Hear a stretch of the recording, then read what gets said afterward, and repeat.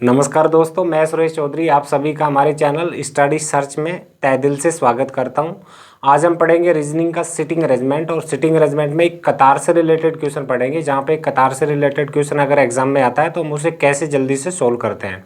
तो इस चैप्टर को समझने से पहले आप इसके कॉन्सेप्ट को एक बार ध्यान से समझना।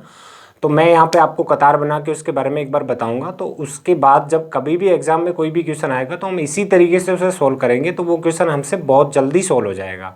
अच्छा, इसके अलावा बता दूं कि रीजनिंग अगर आपके राजस्थान पुलिस या दिल्ली पुलिस या रेलवे या किसी भी चीज़ का एग्जाम हो जिसमें अगर रीजनिंग आती है तो उस रीजनिंग के अंदर एक सिटिंग अरेंजमेंट का क्वेश्चन भी अवश्य मिलता है। तो इस चैप्टर को एक बार ध्यान से समझना, और इसमें ऐसा खास कुछ भी नहीं है। आपको अगर एक बार ध्यान से अगर इसका कॉन्सेप्ट समझ लिया कि कैसे इस क्वेश्चन को सोल्व करते हैं तो आपके लिए ये क्वेश्चन करना बहुत ईजी होगा। तो पहले मैं बोर्ड पे आपको कुछ चीज़ें समझा देता हूँ कि देखो, इसमें एक कतार से रिलेटेड जब भी क्वेश्चन होगा तो जब भी एक कतार में ये 5 आदमी बैठे हों या कम आदमियों की सिटिंग अरेंजमेंट का क्वेश्चन हो कि 5-4 आदमी बैठे हो, 5 आदमी बैठे हो या 6 आदमी भी बैठे हों और वो सारे आदमी एक दूसरे के दाएं बाएं बैठे हों, तो आपको कभी भी उस क्वेश्चन में कतार खींचने की जरूरत नहीं होगी, क्योंकि आप उन सभी आदमियों को जैसे दाएं बाएं बैठे हैं तो बिना कतार खींचे ही आप दाएं बाएं बिठा देना, उस क्वेश्चन का आंसर सेकंडों में आपके पास होगा। लेकिन अगर सिटिंग अरेंजमेंट में ऐसे कतार से रिलेटेड जो क्वेश्चन है इनमें ऐसा कोई क्वेश्चन आ जाता है कि जिसमें 7 आदमी किसी लंबी कतार में बैठे हैं और फिर वो ये कहता है कि ये आदमी उसके बाएं तीसरा है, ये उसके दाएं चौथा है, तो ऐसी कंडीशन में आपको वहाँ पे कतार खींचने की जरूरत पड़ेगी। और कतार खींचने के बाद देखो, जितने आदमी बैठे हों उतने आपको डंडे लगाने हैं। जैसे मैं एक कतार खींचूँ, 5 आदमी बैठे थे तो यहाँ पे 5 डंडे लगाए। अब ये जो आदमी बैठे होंगे, देखो इसके बैठने की कंडीशन होती है। वैसे दिशाओं के बारे में इससे पहले भी मैंने बताया था कि दिशाओं की जब भी बात रीजनिंग में होगी तो हम हरदम यही मान के चलेंगे कि हमारे सामने उत्तर दिशा है, पीछे दक्षिण दिशा है, दाएं हाथ की ओर पूर्व दिशा है और बाएं हाथ की ओर पश्चिम दिशा है। तो जब भी ऐसे कतार में करूं और सबका मुंह अगर उत्तर में कर दूं ऐसे यूं, तो उत्तर में जब इन कतार के सारे आदमियों का मुंह उत्तर में होगा तो उस कंडीशन में इस कतार के सभी आदमियों का व इस कतार का दायां बायां सेम हमारे दाएं बाएं की तरह होगा। जैसे इधर कतार का दायां छोर होगा और ये कतार का बायां छोर होगा। लेकिन अगर क्वेश्चन में ये देखिए ये कतार के बैठे आदमियों का मुंह दक्षिण में है, यानी अगर मुंह दक्षिण में होगा तब इस कतार का दायां बायां बिल्कुल चेंज हो जाएगा। इधर जो होगा वो इस कतार का बायां छोर होगा और इधर जो होगा वो कतार का कौन सा छोर होगा, दायां। लेकिन क्वेश्चन में अगर ये भी ना दे कि उस कतार के आदमियों का मुंह किधर था, तो आपको सदैव उनका मुंह उत्तर में मान के और दायां बायां सेम हमारे दाएं बाएं की तरह मान के उस क्वेश्चन को सोल्व कर देना है। तो हम स्टार्टिंग करते हैं पहले एक छोटे से क्वेश्चन से, फिर उसके बाद में पढ़ेंगे स्टेप बाय स्टेप उससे थोड़े बड़े क्वेश्चन। चलो देखो, पहला क्वेश्चन बोर्ड पे लिखा है कि 5 लड़कियां ई एफ जी एच और आई एक पंक्ति में खड़ी हैं और एच जी के दाईं ओर है और आई जी के बाईं ओर है, किंतु एफ के दाईं ओर है और एच ई के बाईं ओर है, तो दाएं छोर पर कौन खड़ी है। बिल्कुल छोटा सा क्वेश्चन है, सिर्फ 5 लड़कियां हैं, तो आपको यहाँ पे कतार वतार खींचने की जरूरत ही नहीं है। जैसे दाएं बाएं बैठी हो बस वैसे ही बैठा के देख लो। तो देखो, कतार के दाएं बाएं के बारे में मैंने अभी बताया था कि जिधर मेरा बायां छोर होगा उधर कतार का बायां होगा, जिधर मेरा दायां हाथ है उधर कतार का दायां होगा, और जो भी आदमी कतार में बैठा होगा उसका दायां बायां भी हमारे दाएं बाएं की तरह ही होगा। तो पहली लाइन आप पढ़ के देखो, इस क्वेश्चन में क्या थी। इसने कहा कि एच जी के दाईं ओर है, जो एच नाम की लड़की है ना वो जी के दाईं ओर है, तो पहले आप जी को बिठाओ कि मैंने बिठाया जी को यहाँ पे, और इसके दाईं ओर यानी इधर कौन है, एच। आगे पढ़ो कि एच जी के दाईं ओर और आई जी के बाईं ओर है, जो आपकी आई है ना वो इस जी के बाईं ओर, तो जी का बायां इधर होगा, इधर कौन है, आई, तो यहाँ पे लिख देते हैं आई। इससे आगे चलो, और क्या कहा इसने, कहा किंतु आई जी के बाईं ओर है किंतु एफ के दाईं ओर है। ये जो आई है ना ये जी के तो बाईं ओर है किंतु एफ के दाईं ओर है, इसका मतलब इस आई को एफ के दाएं करना है, तो इधर कौन आ जाएगा, एफ। और उसके बाद एक लास्ट लाइन थी कि एच ई के बाईं ओर है, ये जो एच है ना ये ई के बाईं ओर है, तो इधर किसको बिठाना पड़ेगा, ई को, क्योंकि ई को इधर बिठाएंगे तभी इसके बाईं ओर कौन होगा, एच। तो इस कतार में 5 लड़कियां थी, हमने पांचों लड़कियों को बिठा लिया। तो अब इस क्वेश्चन में इसने क्या पूछा था कि कतार के दाईं छोर पर कौन है, तो इस कतार के दाईं छोर पे जो लड़की है वो कौन है, ई। ऐसे ही हमसे पूछता है इस कतार के बाएं छोर पर कौन है, तो बाएं छोर पे जो होगी वो होगी कौन होगी, एफ। ऐसे ही कतार के ठीक मध्य में कौन है, तो कतार के ठीक मध्य में होगी जी।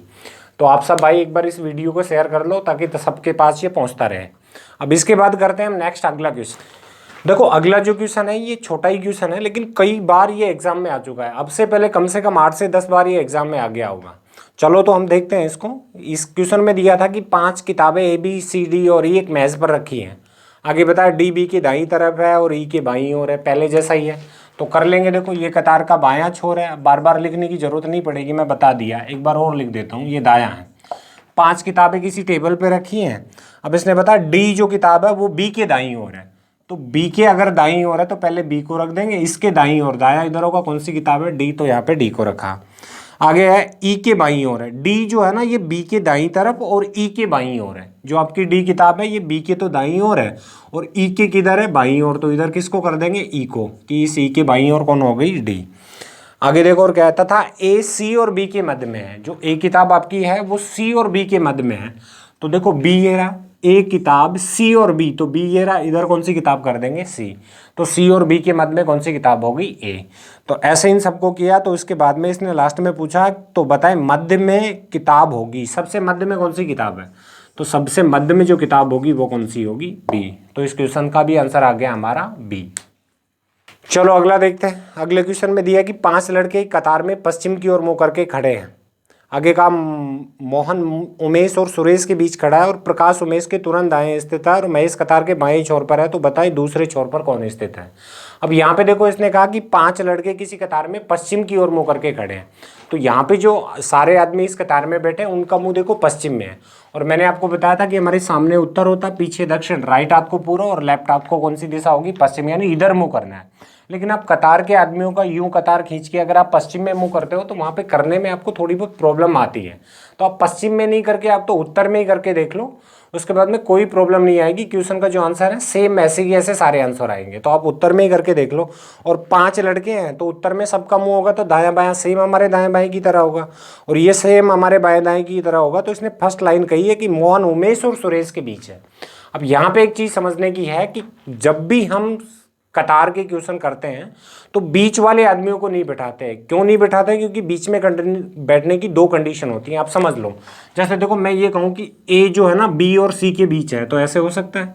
इसके अलावा ए अगर बी और सी के बीच है तो ऐसे भी हो सकता है। तो बीच में बैठने की 2 कंडीशन होती है, इसलिए बीच के आदमियों को पहले नहीं बैठाते हैं। इससे अगली लाइन पढ़ के देखते हैं। तो आगे कहा कि प्रकाश उमेश के तुरंत दाएं है। प्रकाश उमेश के तुरंत दाएं है, तो उमेश को यहाँ पे बिठा लेते हैं। उमेश का देखो दायां किधर होगा, इधर, और इसके तुरंत दाएं कौन है, प्रकाश, तो यहाँ पे लिख देता हूं मैं प्रकाश।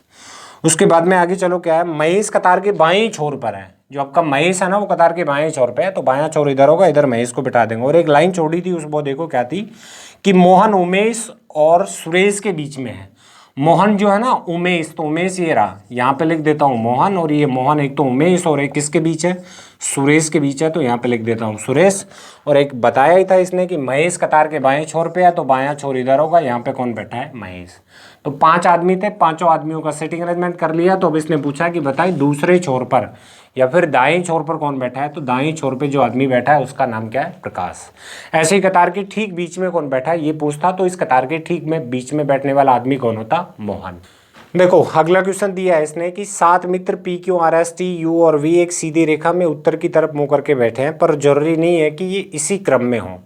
आगे दिया टी वी के बाई चौथे स्थान पर बैठा है, और ना तो टी और ना ही वी रेखा के अंतिम छोर पर बैठे हैं। पी एस के दाएं तीसरे स्थान पर बैठा है और आर यू के बाएं चौथे स्थान पर बैठा है, और आर रेखा के किसी भी अंतिम छोर पर नहीं बैठा है। तो उसके बाद में कुछ अगर हमसे 2, 3 या 4 भी क्वेश्चन पूछ लेता है तो उन सारों के हम आंसर बता देंगे, बट पहले हमें सिटिंग अरेंजमेंट को सही से सेट करना है। तो देखो मैंने बताया था आपको, अगर थोड़ा बड़ा क्वेश्चन हो तो आप वहाँ पे कतार खींचना, जितने आदमी हो उतने डंडे लगाना। तो 7 आदमी थे, 2, 3, 4, ऐसे ये 5, 6 और ये 7 डंडे लगाए। तो ये इधर कतार का कौन सा छोर है, दायां, तो दायां लिखा। ये इधर कतार का कौन सा छोर है, बायां, तो हमने बायां लिखा। अब इसके बाद में देखो क्या बताया इसने, फर्स्ट लाइन थी कि टी वी के बाएं चौथे स्थान पर है। जो टी है ना वो वी के बाएं चौथे स्थान पर है, तो वी को अगर मैं इधर बिठाऊं तो इसके बायां इधर टी हो ही नहीं सकता। तो वी को अगर हम यहाँ पे बिठाएं तो इसके बाएं चौथा, पहला, दूसरा, तीसरा, चौथा, यहाँ पे टी हो सकता है। लेकिन इस क्वेश्चन में देखो एक शर्त दी है इसने, आगे चल के बताया कि ना तो टी और ना ही वी रेखा के अंतिम छोर पर है, यानी टी और वी में से कोई भी उस कतार के अंतिम छोर पर नहीं बैठा होगा। तो टी अगर यहाँ पे नहीं आ सकता तो टी कहाँ पे आएगा, यहाँ पे। और टी को अगर यहाँ पे कर दूँ तो इसके बाएं चौथा, पहला, दूसरा, तीसरा और चौथा कौन बैठा है, टी वी के बाएं, सॉरी वी के बाएं हैं, तो यहाँ पे वी को बिठा देते हैं। इसके बाएं चौथा, पहला, दूसरा, तीसरा और चौथा, यहाँ पे कौन आ जाएगा, टी। अच्छा, इसके अलावा वी और टी इस कतार में देखो कहीं पे भी नहीं बैठ सकते। अगर आप वी को यहाँ पे बिठाते तो टी यहाँ पे आता, जो हो ही नहीं सकता क्योंकि अंतिम छोर पर नहीं है कोई भी। अगर वी को आप इधर बिठा देते हो तो इधर बाएं चौथा स्थान कोई आता ही नहीं। तो इसलिए टी और वी के बैठने की जगह सिर्फ यहीं पे होगी, तो इन दोनों को बिठाया। अब इससे आगे और पढ़ के देखते हैं क्या दिया इसने। आगे दिया कि पी एस के दाएं तीसरे स्थान पर बैठा है। जो P है ना वो S के दाएं तीसरे स्थान पर बैठा है, तो S के अगर दाएं तीसरा P है तो S इधर कर दूं तो पहला दूसरा तीसरा यहाँ पे हो सकता है, यहाँ पे बैठाएंगे तो कर लेंगे। देखो P S के दाएं तीसरा है तो S को यहाँ पे कर देता हूँ, इसके दाएं तीसरा पहला दूसरा तीसरा कौन है यहाँ पे P। अच्छा S को मैं यहाँ पे बिठाता तो इसके दाएं तीसरा पहला दूसरा तीसरा P नहीं होता, पर S को यहाँ पे बिठाता तो P यहाँ पे आ सकता था। लेकिन आगे देखो क्या कहा इसने, आगे कहा आर यू के बाएं चौथे स्थान पर बैठा है और आर किसी भी कतार के अंतिम छोर पर नहीं है। यानी आर जो है ना ये यू के बाएं चौथा है, आर यू के बाएं चौथा है, तो आर यू के अगर बाएं चौथा है, यू को इधर बिठाओगे तो इसके बाएं चौथा आर नहीं आ सकता, पर मैं यू को यहाँ बिठा सकता हूँ। अब इसके बाएं चौथा पहला दूसरा तीसरा और ये चौथा मैं किसको कर दूंगा, आर को, तो यू और आर यहाँ पे बैठ जाएंगे। अब और लास्ट में बताया कि आर किसी भी कतार के छोर पर नहीं है, तो किसी भी छोर या किनारे पर भी नहीं है। तो ऐसे 7-8 आदमियों का सिटिंग अरेंजमेंट था, हमने सेट कर लिया। लेकिन अभी भी इसमें देखो इस सिटिंग अरेंजमेंट में एक आदमी बचा हुआ है, वो ध्यान से देखो कौन है। अभी पी आ गया, इसके अलावा क्यों आया है, क्या नहीं आया, तो क्यों नहीं आया, तो क्यों के लिए देखो एक ही जगह बची है, यहाँ पे किसको बिठा देंगे, क्यों को। अब सारे 7 आदमी आ चुके हैं, P Q R S T U और वी। अब अगर क्वेश्चन हमसे ऐसे पूछ लेते कि बताओ कतार की ठीक मध्य में कौन है, तो ठीक कतार के ठीक मध्य में हो गया P। कतार के दाएं छोर पर कौन है, तो दाएं छोर पे हो गया U। कतार के बाएं छोर पे पूछे तो बाएं छोर पे है S। आपसे कही T और V के बीच कितने आदमी है, तो दिख रहे होंगे आपको T और V के बीच कितने आदमी है, 3। तो जो भी क्वेश्चन हमसे पूछेगा हम उसका आंसर इजी वे में बता देंगे। इसके बाद अगला देखते हैं क्वेश्चन। देखो यहाँ पे अगले क्वेश्चन में दिया है इसने कि MOPRSU और V एक सीधी रेखा में उत्तर की ओर मुंह करके बैठे हैं, पर जरूरी नहीं है कि ये इसी क्रम में हो। आगे बताए OM के दाएं चौथे स्थान पर बैठा है और P रेखा के बाएं छोर पर बैठा है और P और V के मध्य में 5 व्यक्ति है। तो देखो बड़ा क्वेश्चन है, तो सबसे पहले मैंने बताया था 5 ऐसे कतार खींच के जितने आदमी हैं उतने डंडे लगाएंगे, 1 2 ऐसे 3 4 5 6 और ये 7 आदमी थे तो 7 डंडे लगाए। अब इन सब का मुंह उत्तर में है, तो उत्तर हम हमारे सामने मानते हैं और इधर होगा, तो इस कतार का दायां बायां सेम हमारे दाएं बाएं की तरह होगा। ये दायां छोर होगा और ये कौन सा होगा, बायां। अब इसकी पहली लाइन पढ़ के देखो इस क्वेश्चन में क्या दिया। इसने दिया कि OM के दाएं चौथे स्थान पर बैठा है। अब OM के दाएं चौथा है तो M को हम कहीं पे भी बिठा सकते हैं और उसके दाएं चौथा कौन कर देंगे, O।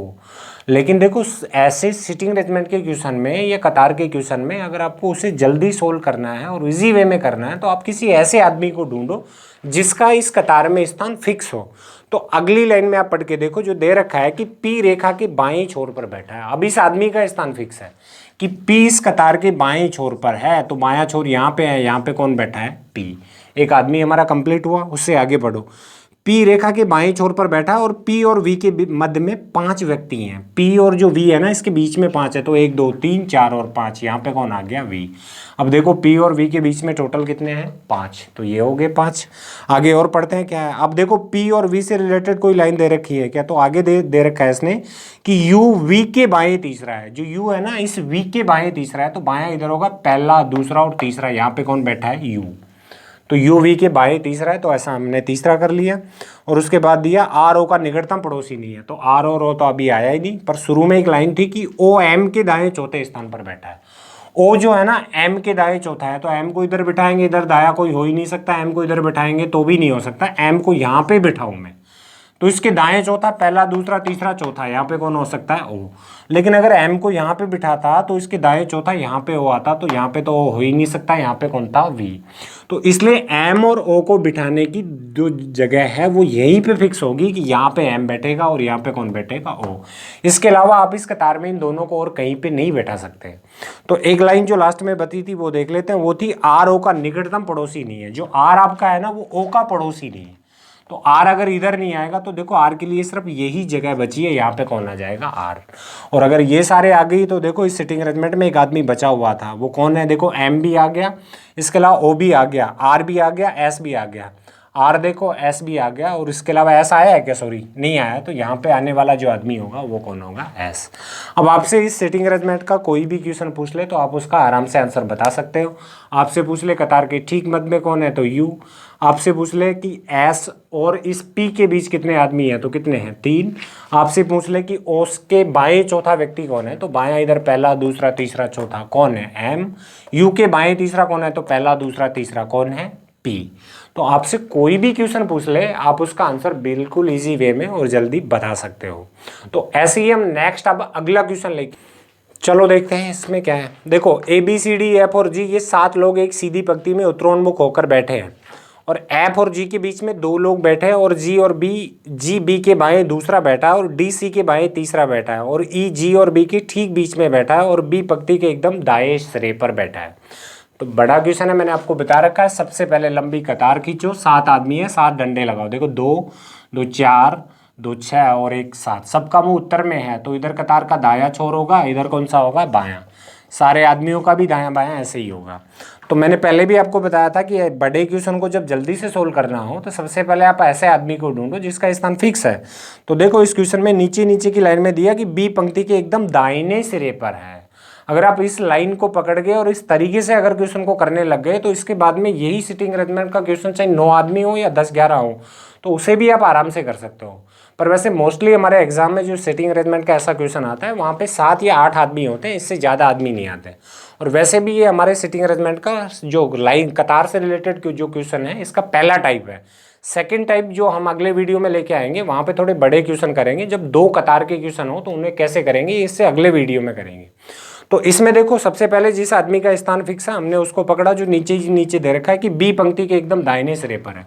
तो पंक्ति का दायां सिरा इधर है तो यहाँ पे किसको बिठा देंगे? बी को। अब आप इसमें इस क्वेश्चन में देखो बी से रिलेटेड लाइन ढूंढो, कोई है क्या? तो देखो इससे ऊपर दे रखी है एक लाइन कि ई जी और बी के ठीक बीच में बैठा है। ई जो है ना वो जी और बी के ठीक बीच में बैठा है, तो यहाँ पे ई, ये ई जो है जी और बी, तो बी ये रहा, यहाँ पे किसको कर देंगे? जी। इस जी और बी के बीच में कौन बैठा है? ई, तो इसको ई को बिठा लिया। और देखो आगे क्या था, इसके अलावा डी सी के बाएं तीसरा है, तो डी और सी तो आया ही नहीं। इससे ऊपर देखो दे रखा है जी बी के बाएं दूसरा है, जी जो है ना बी के बाएं दूसरा, ये तो हमने कर ही लिया। और इसके अलावा था एफ और जी के बीच में केवल 2 लोग बैठे हैं, एफ और जी के बीच में, जी ये रहा, यहाँ पे कर देता हूँ एफ। इस एफ और जी के बीच में सिर्फ केवल कितने लोग बैठे हैं? 2 लोग बैठे हैं। और एक लाइन जो हमने छोड़ी थी वो देख लो, वो ये थी कि डी सी के बाएं तीसरा है। आपका जो डी है ना वो सी के बाएं तीसरा है। अब सी को इधर करो, इसके बाएं तीसरा इधर कोई आ ही नहीं सकता, तो सी कहाँ पे आएगा? यहाँ पे। अब इसके बाएं तीसरा पहला दूसरा और तीसरा, यहाँ पे किसको बिठा देंगे? डी को। तो इस सी और डी को बिठाने की सिर्फ यही जगह हो सकती है, इसके अलावा ये इस कतार में कहीं पे नहीं बैठ सकते। तो देखो सारे आदमी बिठा लिया, एक आदमी बचा हुआ है, वो देखो कौन है। तो हमने देखा ए बी, तो यहाँ पे ए आया है क्या? नहीं आया, तो ए के लिए सिर्फ एक ही जगह बची जो ये है, तो यहाँ पे हमने बिठाया ए। इसके अलावा बी भी आ गया, सी भी आ गया, डी भी आ गया, ई एफ और जी भी आ गया, तो सारे आदमियों को हमने बिठा दिया। अब इनसे रिलेटेड कोई भी क्वेश्चन अगर हमसे पूछे तो हम बता सकते हैं कि कतार के दाएं छोर पर बी, बाएं छोर पर डी, कतार के ठीक मध्य में सी, एफ और ई के बीच में कितने हैं? तो 3। और कोई भी आदमी के दाएं बाएं तीसरा चौथा आदमी कुछ भी पूछेगा तो हम सारे क्वेश्चनों के आंसर बता देंगे। वैसे जब इतना बड़ा क्वेश्चन आता है तो वहाँ से आपसे एक क्वेश्चन नहीं पूछता है, उससे 2-3 क्वेश्चन पूछे जाते हैं। बट अगर हमने ये सिटिंग अरेंजमेंट सही से सबको सेट कर लिया तो उसके बाद में हमसे कितने ही क्वेश्चन पूछे हम सारे क्वेश्चनों के आंसर बता सकते हैं। तो आज हमने सिटिंग अरेंजमेंट में कतार से रिलेटेड जो एक ही कतार का क्वेश्चन हो तो वो कैसे होता है ये सीखा। इससे अगले वीडियो में हम 2 कतार यानी जब आमने सामने मुंह करके या 2 कतारों में आदमी बैठे हो तो उनको कैसे करेंगे वो लेके आएंगे। अच्छा, इसके अलावा हमने इस वीडियो में आपको अच्छे से समझाने की पूरी कोशिश की और थोड़ी हमारी स्पीड थोड़ी फास्ट थी, तो इसलिए किसी को अगर कुछ छूट गया है या समझ में नहीं आया तो प्लीज़ एक बार उसके पीछे जाके उस वीडियो को दोबारा से देख ले, उस क्वेश्चन को दोबारा से देख ले तो उसको अच्छे से समझ आ जाएगा। अच्छा, ये जो हमारा चैनल है इस पर हम मॉर्निंग और इवनिंग में, ये बार बार आपको बताया जा रहा है कि हम मॉर्निंग में 8 बजे रीजनिंग की क्लास लाइव करते हैं और इसके अलावा शाम को 6 बजे मैथ की क्लास लाइव करते हैं। तो कोई ऐसा भाई जिसको अभी तक ये पता नहीं है तो आप उसको भी इन्फॉर्म करें या उसके पास वीडियो शेयर करें ताकि वो भी हमसे जल्दी से जल्दी जुड़ पाए। और ये जो लॉकडाउन का समय जो है अभी जिसमें वो अपनी क्लास या कोचिंग कहीं पे जा नहीं पा रहा तो उसका वो पूरा फ़ायदा उठा सके। तो अगर आपको वीडियो ये पसंद आया हो और अच्छा लगा हो तो प्लीज़ एक बार वीडियो को शेयर करना और हम मिलते हैं इससे नेक्स्ट वीडियो में। जब तक के लिए जय हिंद, जय भारत, बाय।